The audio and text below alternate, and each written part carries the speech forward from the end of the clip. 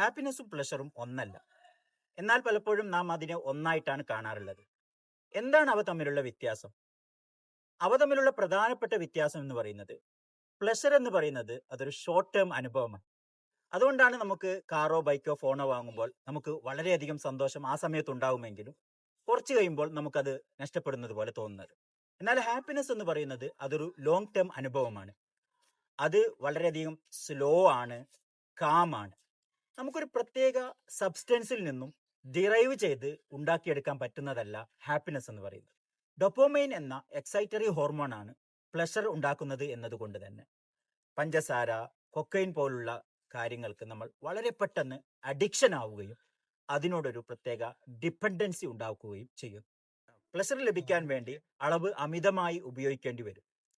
ഇത് അഥവാ ലഭിച്ചില്ലെങ്കിൽ സ്ട്രെസ് ഹോർമോണായ കോർട്ടിസോളിന്റെ അളവ് കൂടുതലാവാൻ കാരണം. എന്നാൽ സെറട്ടോണിൻ എന്ന ഹോർമോൺ ആണ് ഹാപ്പിനെസ് ഉണ്ടാക്കുന്നത് എന്നതുകൊണ്ട് തന്നെ ഇത് കൊള്ളാം, ഇത് മതി എന്ന മൈൻഡ് സെറ്റിൽ എത്തുകയും അതിലൂടെ നാം എന്നും സന്തോഷവാനായിരിക്കുകയും ചെയ്യും. എന്നാൽ ഏറ്റവും അപകടകരമായ കാര്യം, ഡൊപ്പോമൈൻ എന്ന പ്ലഷർ ഹോർമോൺ അമിതമായാൽ സെറട്ടോണിൻ എന്ന ഹാപ്പിനെസ് ഹോർമോണിന്റെ പ്രവർത്തനം നിലക്കും. അതുകൊണ്ടാണ് മദ്യവും മയക്കുമരുന്നൊക്കെ ഉപയോഗിച്ച് പ്ലഷർ സീക്ക് ചെയ്യുന്നവരിൽ ശരിയായ സന്തോഷം ഇല്ലാതാവുന്നത്.